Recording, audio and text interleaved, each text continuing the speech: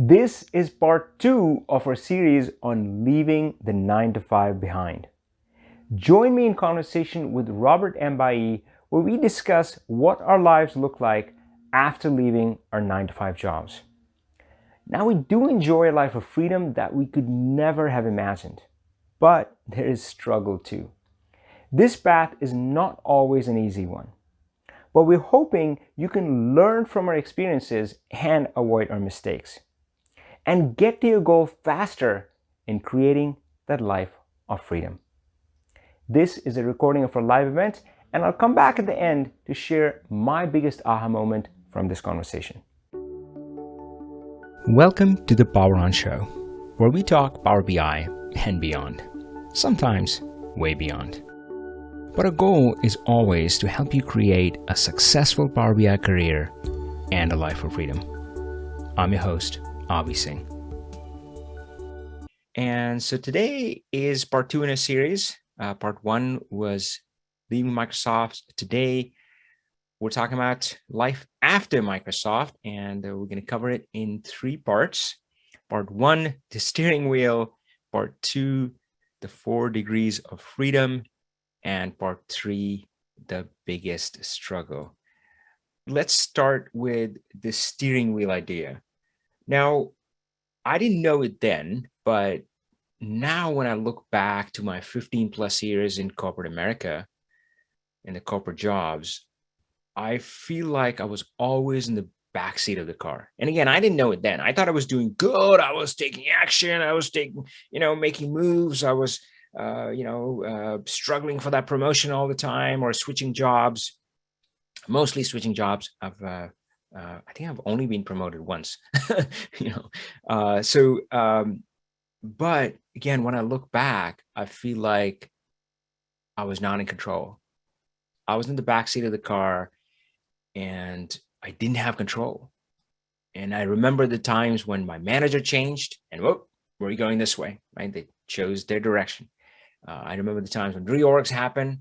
That was quite frequently in corporate America and all of my jobs. And, oh, we're going that way. And once in a while, I would get out of the car and get into another car. And it would feel like a shinier, more beautiful car. And I would be so excited for a while. But pretty soon I would realize that, oops, I'm in the backseat again. And I didn't have control.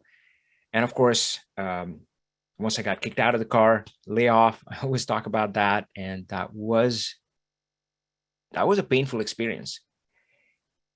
But again, at that point, I didn't realize that that's what was going on. Only now, when I can contrast my life and compare my life, do I see that, wow, now I'm in the driver's seat. Now I have the steering wheel in my hands. And I think that's what it's about. A lot of people chase freedom, talk about freedom, they talk about retirement and all that sort of stuff, right? But what is freedom but control? And some of you may know, Robert and I have talked about it. I just got back from a family vacation in Hawaii. And I was telling Robert about one of the beaches we went to, Hanalei Bay in Kauai. And man, it's one of the most beautiful places I've ever been to. It's a beautiful crescent bay, just soft sand, gentle water. And it's backed by these massive mountains, which have these 1,000-foot waterfalls just cascading down. Unbelievable setting. There's a pier that kids are jumping off. We did that too. There are fishes swimming all around the pier. Truly beautiful place. Picture yourself there. Imagine you're there. It feels like paradise, right? But what if I told you you can't leave? You see how that changes really quickly, right? Just with that one statement, it's not freedom anymore. So freedom is about control. And that's what we want to talk about today, that new life. And again, my earlier self, my former Microsoft self, I couldn't have imagined these things. But we want to share some of that with you. And talk about that. Talk about what that means. And of course, the struggle. That's part 3 is coming next. So let's talk about that. What does this life look like? What can this life look like? So I think of this in terms of 4 degrees of freedom: the who, what, when, and where, right?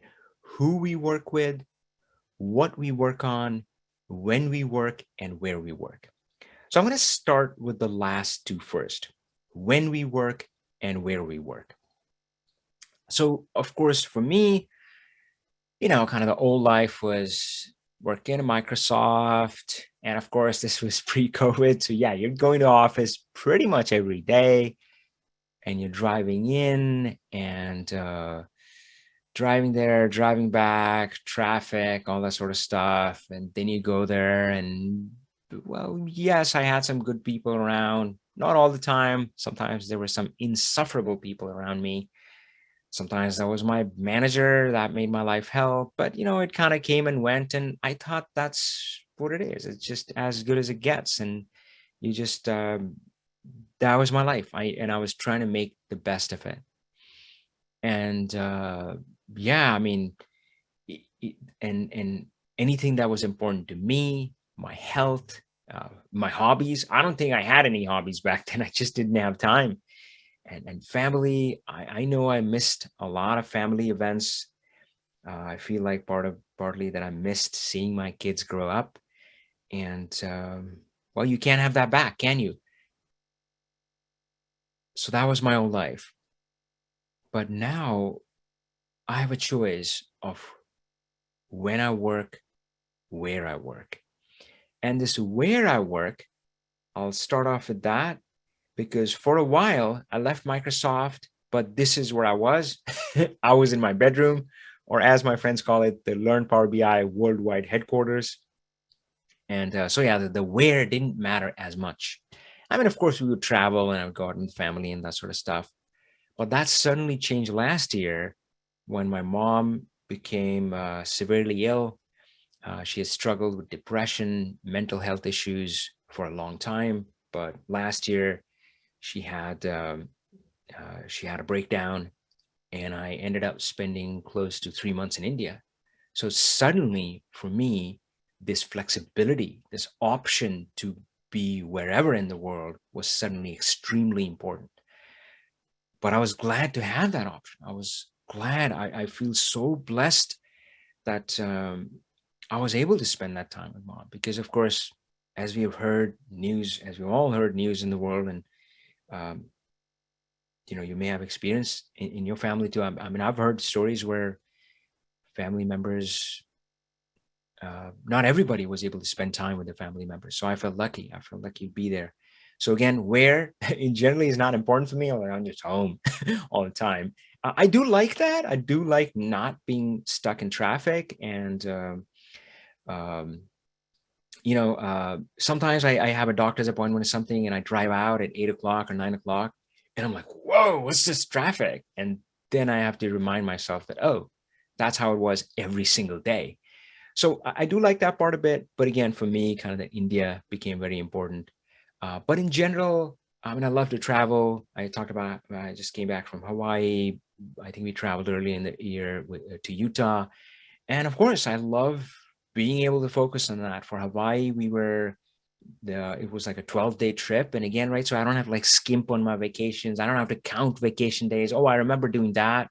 In fact, for traveling back to India, I would only go once every 3 years for just a few weeks because it would take me 3 years to save up the vacation for that. I love that when we plan a trip, I don't have to ask for permission. I don't have to do any application. It's like an application for leave.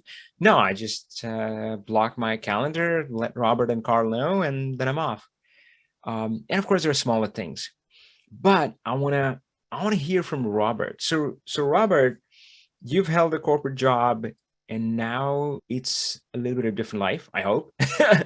How have these things shown up for you in your life? Like this flexibility. Yeah, tell me a bit about that. So sorry, Avi. I'm having connectivity issues. Okay, we'll wait for Robert to catch on again. I'll just speak a little bit more about it. So I talked about kind of the big things, right? Being able to be in India, to be with my parents. I talked about travel, but in a way, what's most important is the small things for me and the small moments, right? So um, being able to have a more relaxed morning routine. Frankly, I didn't really have a morning routine. My morning routine was, get dressed, go to work, right? I mean, uh, get a bite if you can on the run or eat in the car or something like that. But now, for the most part, unless I have a specific meeting, which is pretty rare, I don't use an alarm clock. I get up when I get up. And for those who've been following me for a while, if you remember, when I was doing YouTube lives, I would schedule those at Friday 9 a.m. But then, of course, I had a bit of my own kind of mental health issues, and I dropped off of YouTube, and we're back on now. But when I came back on and started doing live on Zoom like this one, I said, I'm going to do it on my terms. So we do it at 10 a.m. just because I like having more time in the morning. And again, of course, this is just usually once a week. Other days I'm pretty relaxed and I can focus on myself. Even during the day, just being able to take my dog out for a walk. If the weather's nice outside, just do that. Be able to do things for me. I talked about how I didn't have any hobbies uh, because there was no time. But now, of course, I love hiking. I love spending time outdoors. I go for a hike once every week, and it's on a weekday. So usually my meetings are Tuesday and Thursday, and that leaves Monday, Wednesday, and Friday kind of available for me. So what I do is I check the weather. So over the weekend, I would check the weather and I'll see which day has the best weather, Monday, Wednesday, or Friday. And that's the day I'm out hiking. This week is going to be tomorrow, Wednesday. So it's just the small stuff. And again, just being able to be at my son's soccer games, being able to be there for my daughter for her dance recitals and rehearsal, all of that, and these impromptu moments. And in a way, they mean a lot more. Frankly, just uh, being around the family a lot more. So, of course, some of you may know that so since I left Microsoft, and as I grew my business, as I went through highs and lows in this life, I somehow have ended up sharing all of that with my kids. There's no idea, nothing new that I've done in business, anything that I've tried, whatever's going on, the highs and lows, I've always shared with them. uh, Probably because I'm more around, right? I'm just there and I'm working on something. They see me do something, they ask me something, or I go down really excited about something. Oh my gosh, kids, you wouldn't believe it. This is what we're doing. This is what we just did. I just talked to this person. I just had this great conversation. So just those small stuff. And I think that's been really important for me. That's really kind of added up. Cool. So, hey, I really wanted to hear kind of Robert's perspective as well, but I know he's having some bandwidth connection now. So we'll keep going.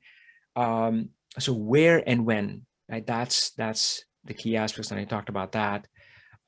Let's talk about the other stuff, which is the who and what, right? So who we work with and what we work on. And again, my previous life, I didn't really have much control over that. And I said, a lot of people I worked with were nice, but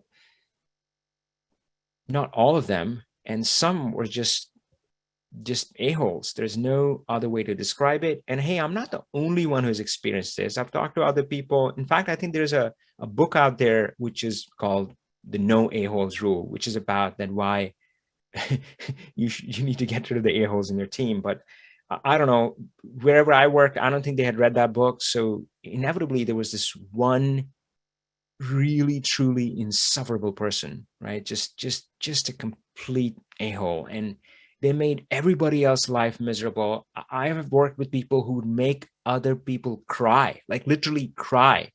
And I know I came close to crying a lot of times with their interactions as well. And the oddest thing was that I remember there was this one person, I'm trying my best not to name them. They were just un they were just bad. It was, yeah, they were just such bad energy, and wherever they went, they spread this bad energy. And I was like, it's okay, Avi, just grin and bear it, right? Just grin and bear it, because so earlier I thought that I was the one having communication issues. I needed to learn better communication skills so I could, kind of talk with them better. But then I realized that everybody knew that they were an a-hole, and everybody found them insufferable. So I'm like, okay, Avi, just grin and bear it, because Obviously, everybody knows, they notice, they're going to let this person go. And guess what? I remember this team meeting, they were announcing awards, and guess who the award went to? Yep, it went to that person. So I don't fully understand why that's way. I think it's so wrong. But yeah, not only are those kind of people sometimes tolerated, but sometimes they're encouraged. Sometimes they're given awards, promotions, bonuses for being an a-hole because apparently they get the work done by being an a-hole. So that was my earlier life. And again, I had very little control. And I talked about that car analogy. And yeah, sometimes I would quit my job because of this kind of environment. And of course, sometimes my managers were kind of bad. And yeah, I would quit. But then again, I would end up in the back seat and with little control because managers could change. I've had times where my hiring manager quit within, I think, 1 month of hiring me. So I had a great connection with them. I'm like, yeah, I'm going to be working with this amazing person. And then they're like, oh yeah, we're moving to Texas, whatever, right? So that would happen. Reorgs would happen. It was just not in control. I was not in control of who I was working with. And again, I didn't have much control about what I was working on. Uh, and I couldn't quite say that but of course, now I feel like I work with people that I enjoy working with, and I work on things that I enjoy working on.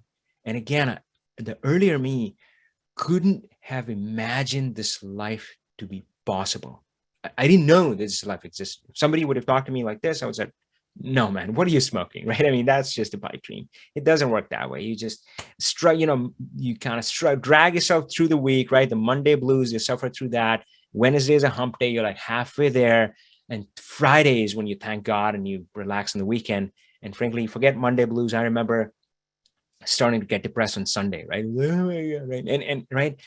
But I feel so blessed for this life now because the work that I do and the people that I work with is not something that saps my energy. It drains me. It's what energizes me. Um, and I know kind of in my old life, vacation would be like the release wall, right? That would be like, oh my God, yeah. And I've always, yeah. So I would look forward to that, like, oh God, and I would do the countdowns, like 10 days to go, 10 days to go. Oh God, 5 days to go, right? But then, of course, the reverse was also true. Near the end of my vacation, I'm like, oh my God, I'm gonna have to go back to work. And I'll say, so of course, I talked about we spent, we took a 12-day Hawaii trip, and coming back, a little bit of the ghosts of that feeling were coming back, and I was feeling a little bit of anxiety. I'm like, oh yeah, this is ending.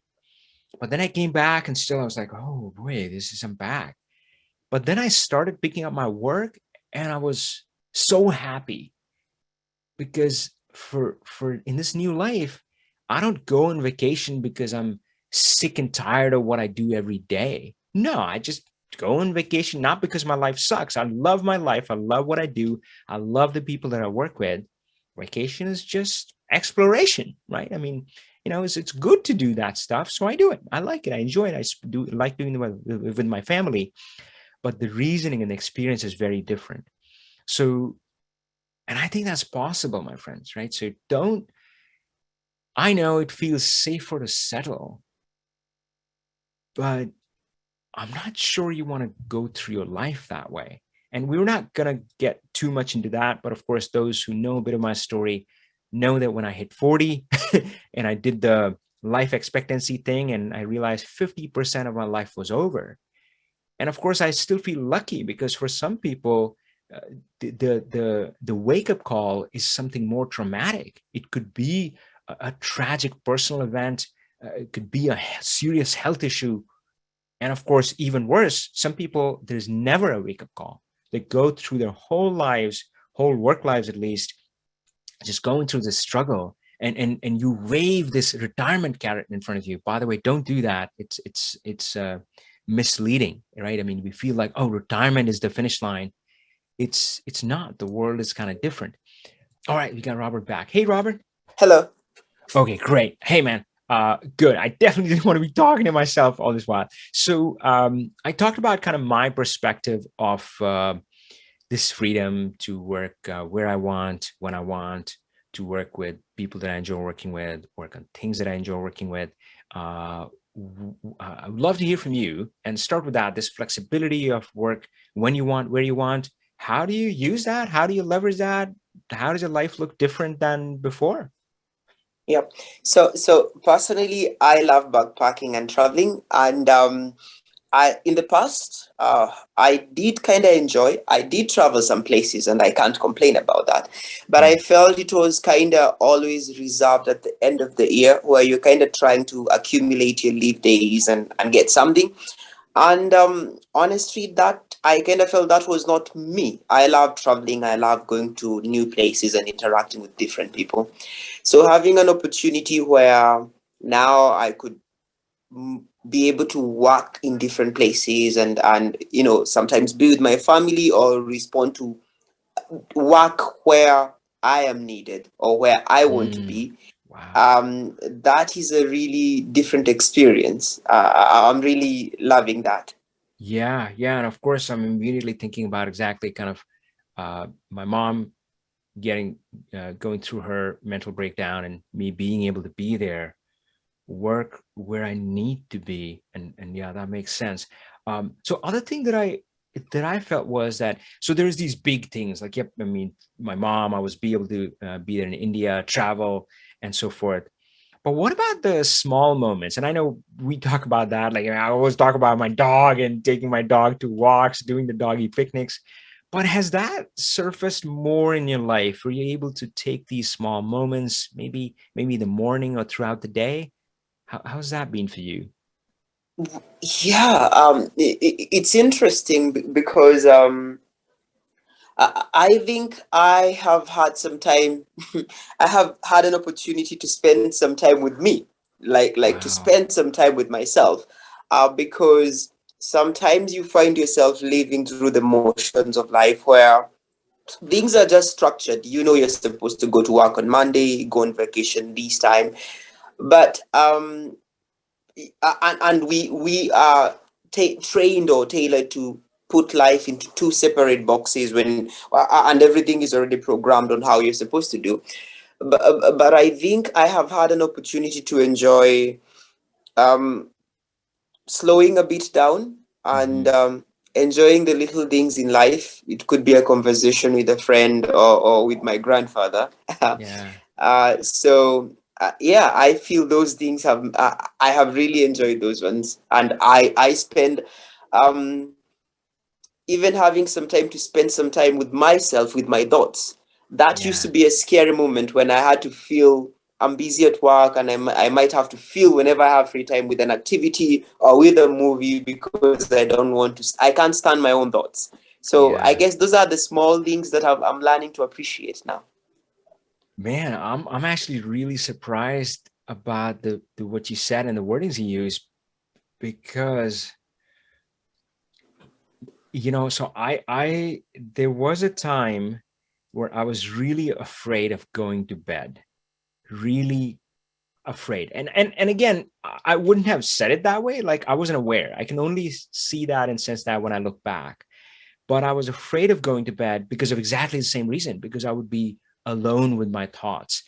And it was you know, yeah, and everything would seem to come up. Every regret, every bad decisions, every place where I felt that I had failed or was failing, I was not doing enough, and right, and it was overwhelming. So what I would do is I would, of course, I was working, the long hours. I mean, they call it 9 to 5. It's rarely 9 to 5. It's often 8 to 8, especially with the commute. So yeah, kind of that 8 to 8 job, and then you come back and spend a little bit of time with your family. You can squeeze in, frankly, and in a way that felt like just going through the motions. Like I would be around kids, maybe do some stuff, but again, energetically, I just wasn't even present. Um, but then I would park myself in front of the TV, and for TV has always had a connection with me and junk food, and yeah, so right, and I would just stay there till very late, till I felt so exhausted that I felt like if I go to the bed, I'll just be knocked down and be asleep. I would then when I would go to bed, just because I wasn't willing to face myself. Oh man, that definitely struck a nerve with me, Robert, because so my parents are in India, and of course, last year my mom went through a lot of struggle. But of course, we are apart, and so I wanted to call them. I wanted to. That's the least I could do, right? Like call them on WhatsApp, Messenger, whatever, something on the phone. But I didn't want to call them when I was feeling down because they sense it, right? I mean, if you're feeling low, they sense it, and then I didn't want them to be worried for me. But man, to find that window when I was not feeling shitty, sometimes it would be weeks. Sometimes I wouldn't call them for 2 to 3 weeks. And then I would call them and they would say, "Hey, son, you didn't call." And I couldn't say anything to them, but that was the reality. And of course, now I call my mom every day, and mom and dad both, of course. And yeah, we almost have a conversation every day because at least that thing has been lifted. I don't have to look for a moment when I'm feeling okay. Oh, wow. So man, that's really cool. Thanks for sharing that. So let's talk about the other part, which is who you work with and what you work with. And here, what I want to explore is that, and again, I don't want to paint with too broad a brushstroke. Yes, there were Yeah. times at my job where I really enjoyed it, right? And there were people that I really enjoyed working with who were really incredible people. But man, it was a kind of a mixed bag, right? I mean, and frankly, for the most part, it was a bit of a struggle. Like most of the times, I wouldn't say I was excited about my work. And again, I did have this psychology of gonna drag yourself through the week, right? Monday blues, Wednesday hump day, thank God it's Friday, right? And repeat that week after week after week. And so yeah, so it was kind of a mixed bag, and certainly I felt like I had little control. But now I feel work, like who we work with, the people that I we work with, and the work that we do, it energizes me. So I just want to hear from you. How does uh, you contrast your life? Yeah, how do you see it? How has that changed for you? So I guess for me, well, who I work with, I would say, well, we do work online, and so maybe our interactions are limited to online. So I guess I spend more times with our clients, Land Power BI members, and what I would say has been the biggest shift or change is my input and output. So previously or in the past jobs that I've had, well, it takes a very long time, and sometimes you have to justify to your manager when you're doing a review that this is what I've been doing, and these are the results that I think are out there, Yeah, and it's a justifying kind of thing. But now, this is one thing that I find pretty interesting when I meet new members who are joining our Land Power BI program, and some of them are completely new to Power BI. They're excited, they're emerging from the Excel world, and they have all these possibilities. And of course, they are also coming with their own doubts, their own, you know, uh, mm-hmm. questions, whether they're going to be able to learn DAX and all those things. And having, being in a position where I can offer some support, and I can see somebody who was completely new attending live events like these ones, then interacting on people on Facebook, then presenting something on maybe like in the last dashboard presentation we had. Now that there is live feedback, Yeah, like I yeah. can see my input and I can see the output live, and that is really motivating. You can actually see the impact you have that you're doing on daily basis. So that is pretty exciting for me, and Yeah, it is rewarding. yeah, and you're so right about it. And I think it kind of works both ways. Like when things work, we can pick that up and kind of run with it. And of course, um, that's empowering. But I remember when I had just started out, one of the first things that I tried after leaving Microsoft was I tried to organize like an in-person training session. I had booked a room in a local library because that was we could book that for free, and I had invited people in LinkedIn, and I think 15 people signed up, and I was a little disappointed. I expected more signups, But then like, okay, fine. And then I remember I prepared for it, and I even brought them snacks. So I went to Costco, like got a whole bunch of like whatever, chips and cookies and stuff. And then I show up, and out of those 15, only one person showed up. Of course, it was a free training. I was hoping to give them a free training, and that I'll invite to some paid offer or something. Somebody would hire me. I didn't really know what I was doing. But then one person showed up, and I remember I was so Only one heartbroken. out of 15? Only Yeah. one out of 15. Oh Wow. God, yeah. And I just wanted to crawl under the rock. I didn't even want to deliver the session, but of course I kind of had to. And it was a horrible session. Of course they didn't hire me because my energy was all wrong. Right? I was like, yeah, Power BI is a pretty cool tool. I mean, yeah, it was a mess. I just struggled through it, ran out of the room pretty much, and never saw them again, of course. And But then I went moping and crying to my one of my friends at Microsoft. I was like, "Oh my God, I left my job and now look this happened." And he put a hand on my shoulder and he said, "Avi, man, you know how lucky you are, because here we did this project, and right now we're going through the post-mortem meetings." I'm like, "Oh shit, I remember those." And yeah, man, those would be painful. I mean, and they would be so long, and frankly, they wouldn't even be productive. I mean, a whole bunch of meetings amounts to nothing. Uh, and he said, "You don't have to do any of that. You can, if this didn't work, just try something new." And I took his advice, and that's what I did. I said, "Hey, in person didn't work. Let me try to do it online."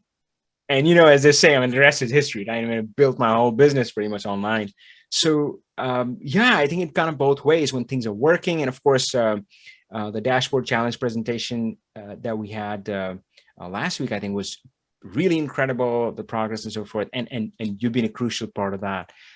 So yeah, so there's one idea which I'll float out there, and Robert and I have talked about it, which is this idea of zebras and horses. So um, at Microsoft and in my other jobs, I always felt a little bit of a misfit. I don't know, and I saw everybody around me chasing the same goals: the promotion money, promotion money, promotion money, promotion money. And obviously there was no other examples around me, so I felt like that's what I had to do, and that's what I ended up doing. But again, I always felt odd, as if I was a zebra among horses. And man, I remember that feeling, and I would curse myself, and I would be like, why am I not like them? Because I was chasing these goals, but at the same time I was not excited about these goals. And was there any surprise that my career wasn't that successful? Actually, it wasn't successful at all. The best way I can describe my career is a bloody roller coaster, right? So it was up and down, and I blamed myself. So I was being a zebra among horses, and I was looking at my stripes and asking myself, what the F is wrong with me? And I was taking a hardwire steel brush and trying to scrub those stripes off of me. Man, I put myself through so much pain because I felt I was the odd one out. There was something wrong with me. And now when I step into this new life, when I let myself be the real me and stop judging myself, you be the zebra you are, you attract other zebras to you. And of course, folks, for that for me is everybody who's on the call today. And that's of course Robert and Carl. And I don't feel the way I used to feel earlier. I feel okay. I don't want to scrub my stripes off. So I think this freedom, this flexibility, and especially the control to to this 4 degrees of freedom: who you work with, what you work on, when you work, where you work, I think is really important. Cool. So hey, we don't want to paint a really glossy picture. It's not all fun and games, because there is struggle as well. There is struggle as well. And now, of course, there was struggle when I just left my job at Microsoft. There was a lot of struggle for me.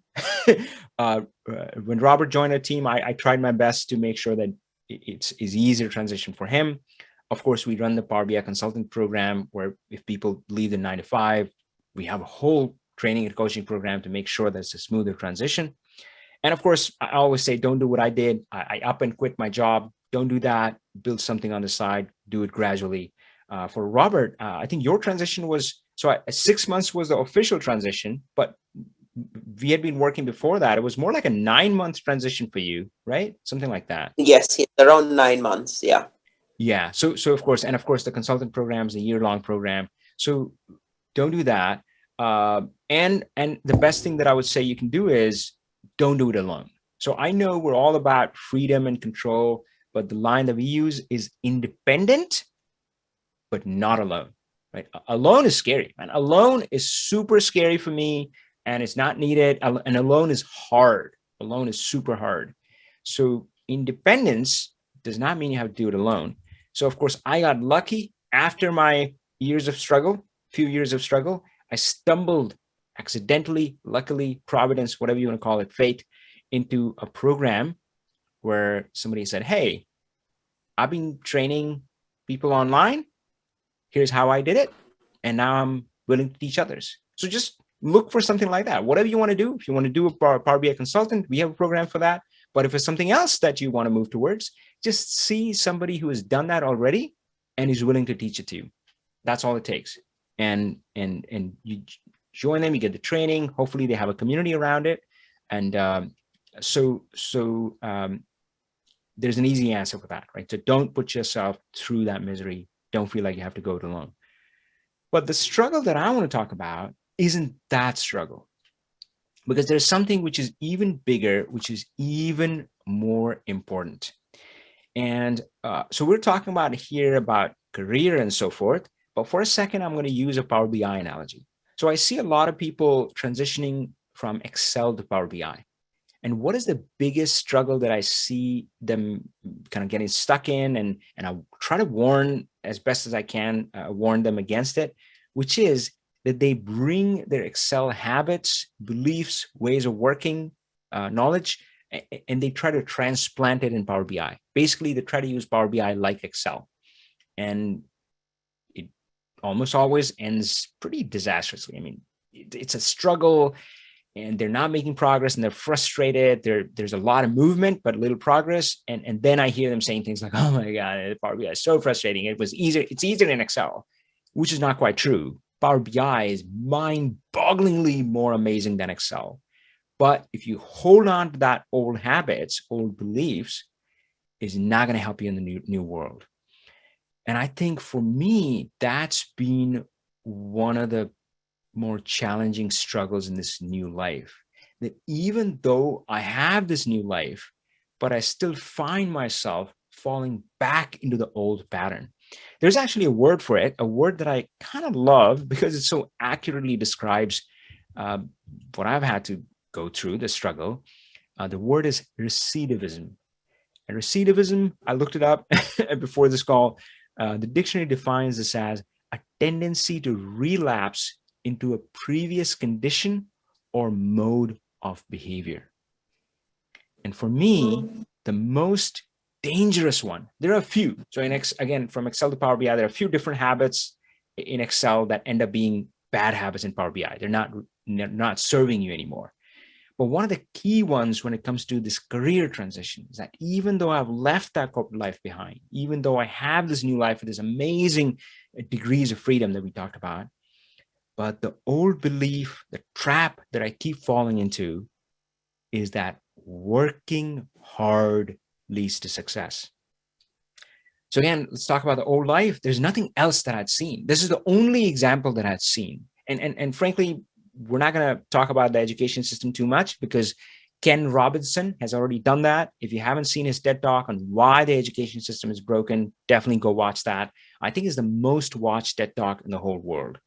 So Sir Ken Robinson spoke about the education system, but that's what I experienced in the education system. The harder I work, the better results I got. And that was the same thing I experienced in the corporate America. It's like, you like struggle, and you get some success. But of course, this new life doesn't work this way. And for a second, let's talk about kind of entrepreneurs. In jobs, my annual increment was always like in single digits, I don't know, 2%, 3%, something like that.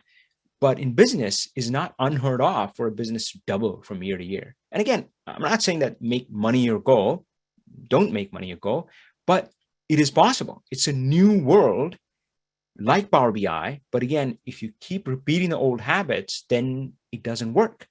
if you think that, let's say somebody was making 100K, and to go from 100K to 200K, like, oh, earlier I was working 40 hours a week.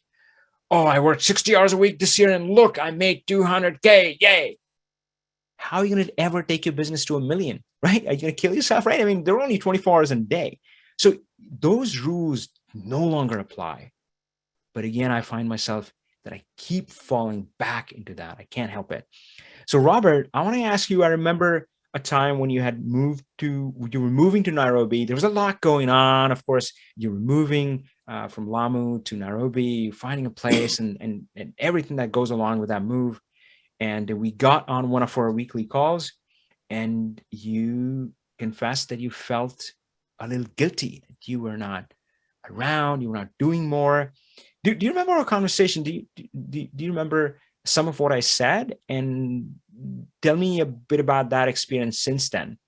Um, Yes. I remember our conversation was around guilt, and I guess, as you've mentioned, these has to do with old habits, and I think these from me has to do with, I guess, in my past experiences, I used to have a linear comparison of how many work hours, or just being at work, how many hours do you put in, and equate that to my value. Like, I need, when I'm putting in a lot of hours and I'm not sleeping at night, that makes me more valuable. And now I was in this transition. I was moving in from Lamu, and then coming to the capital, Nairobi. And there was a lot going on in my life, in my family. And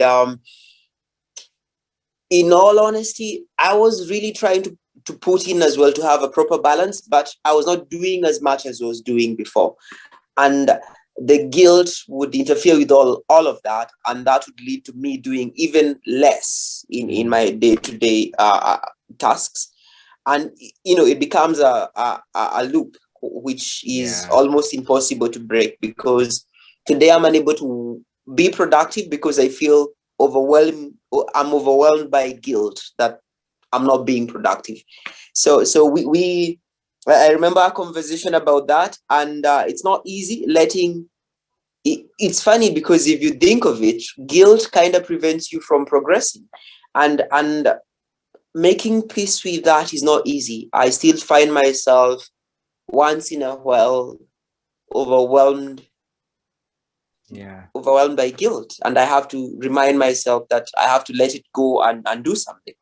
Yeah, man, that's so spot on. And again, I'm kind of learning that lesson too. So, folks, there's this saying that we teach what we need to learn. That's absolutely true for me. I talk about a lot of this stuff because I struggled with it as well. And guilt shows up here, the guilt of not doing enough, right? Not working hard enough. And it shows up in a lot of places. And I'm sure, Robert, you hear it from students too, right? I hear it all the time when they come on the phone with me. It's like, and they start Yeah. in that place of guilt where they say, yeah, I know I should have been further ahead. I know I need to do more. I know I need to focus more in Power BI. And guilt. And we don't realize that that's not a powerful place. It's simply not going to help you. And of course, you talked about that. Often it hinders you, right? And of course, we've talked about how it applies in other places too. It applies in relationships.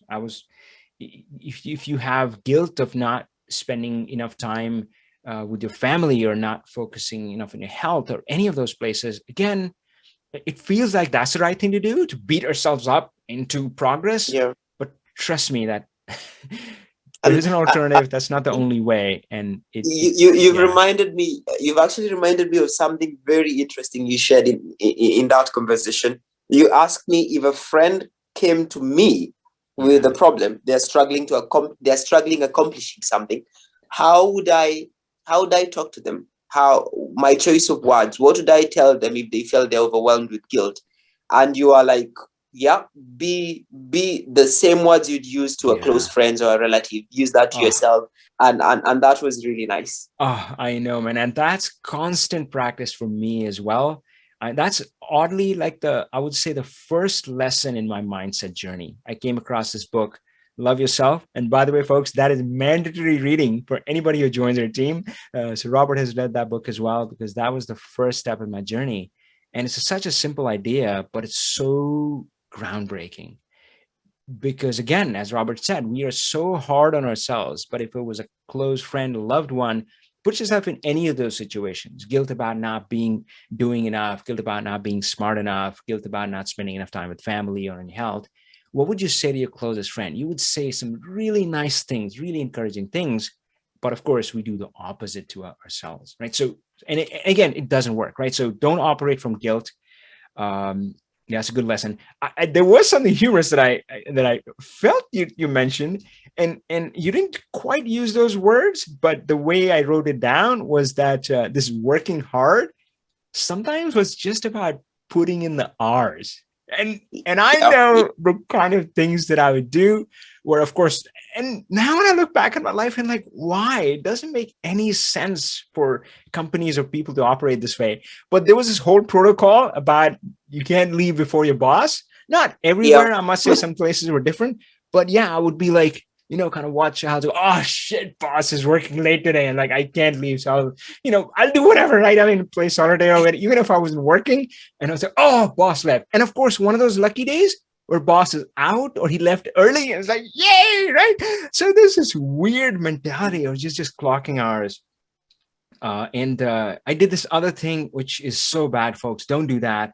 Where uh, I would be sometimes working late, and I would finish my work at 11 in the night, let's say, right? And I'm like, cool. And I would write up the email and all that, but I wouldn't hit send. And this was before you could schedule emails and all that sort of stuff to go out. Now you can do that, schedule later. But I would just draft that email and leave it sitting. And often after work, I would need to wind down. So I would watch TV, eat junk food, my usual pattern. And so I would do that till like 2 in the night and then hit send. And I thought I was doing a good thing, but man, at least in this one phase, I was working with this crazy organization where I would do that. I would work till 11, watch TV, junk food, send that email at 2 a.m. in the morning. But then by the time I was getting ready to bed, somebody would respond. And then I would be stuck. I'm like, oh my God, what do I do? Like they would ask like a very specific question, or they would say, oh, this is wrong. And I'm like, oh God, right? So, I got caught in my own trap. But yeah, man, just this idea of kind of clocking hours. Um, yeah. Yeah. Do you remember doing any of that stuff? Gosh, I hope it's not just me. Yeah, like well, it's actually a bad habit, and you don't know when you're doing it. I Hmm. think for me, I would kind of wait. For me, it wasn't very good. It was kind of a way of proving to my boss that I kind of do long hours. So let's say I'm working on a project, and it's a report, and well, it's difficult, but I would also send it a bit late so that they can actually understand that I really put in long hours, and Yeah. that Yeah. also is kind of a thing. People who work late seem to be more serious in life or something. Yeah. All right. All right. So, hey, folks, we have covered the whole gamut. We have talked about, the steering wheel. Hopefully, you that helps you in your life to get in control of your own life. And again, my former self, this life would have been just unbelievable.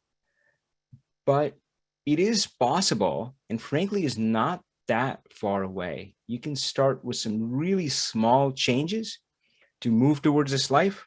And of course, I train and coach a lot of people. I was actually talking to my sister as well. And yeah, and then they often say things like, oh, I mean, Avi, I mean, yeah, I mean, your life is incredible. But I can't have that, right? So they dismiss themselves. I'll say, don't dismiss yourself. You can take small steps. And the one step that I encourage my sister to focus on, and I would encourage you as well, is focus on your morning routine. Focus on something you do in the morning, how you start your day, and let that be absolutely, completely 100% be about you and yourself. As I say, taking care, do something which takes care of your mind, body, and soul. Don't start your day with the cell phone. Don't start with the email or the Teams chat or the Slack chat or whatever, right? So all of that stuff has other people's priorities. And you'll get to that, as we all do, right, during the day, but start the day with you. Do something for your mind, body, and soul. It could be something simple. It doesn't have to be long. It could be 20 seconds or 2 minutes. If you have more time, it could be 20 minutes or longer. But again, see if you can build that up. We do have an idea for hosting a morning routine challenge, because that's how critical I think this is in my success, and it could help others as well. So just like we run our dashboard challenge, we have plans for running a morning routine challenge. But for now, just see if you can do an idea. And again, pick something. You can do a few push-ups in your own home, right? Just get out of bed. You can meditate for a few minutes. You can just do deep breathing. You can just go out for a walk, whatever it is. One of my friends would put on music and just dance for 5 minutes, whatever it is. But again, start your morning with you. That's the most important part. All right, folks. So, hey, this has been part 2 of a series. Part 1, we talked about leaving Microsoft, that transition. Part 2, today, we talked about the life after Microsoft. And part 3 is going to be interesting, because there we want to take you beyond kind of what's possible. And I'm not saying we're there yet, but we're exploring it. And it's like, once you leave that old stuff behind, stuff becomes possible for you, which you couldn't have imagined. So we're going to talk about chasing impossible dreams. We'll see you in the next one. Until then, power on. Hey folks, Avi here, back to share my biggest aha moment, and there were quite a few to choose from. But my favorite part was the part where Robert brought up about not operating from a place of guilt, whether that be about a career or work or relationships. So let go of that feeling of, I'm not doing enough, I'm not far enough, or moving fast enough. Because your guilt becomes this rock that actually gets in the way of the very things you want more in your life. And I'm glad that Robert reminded me of the easy way to get out of that guilt. Just speak to yourself as you would to a close friend or loved one. You would be encouraging, supportive, and understanding. Be the same to yourself. Love yourself. This is the Power On Show. Carl Taladua is our executive editor. I'm your host, Avi Singh, saying goodbye, and as always, power on.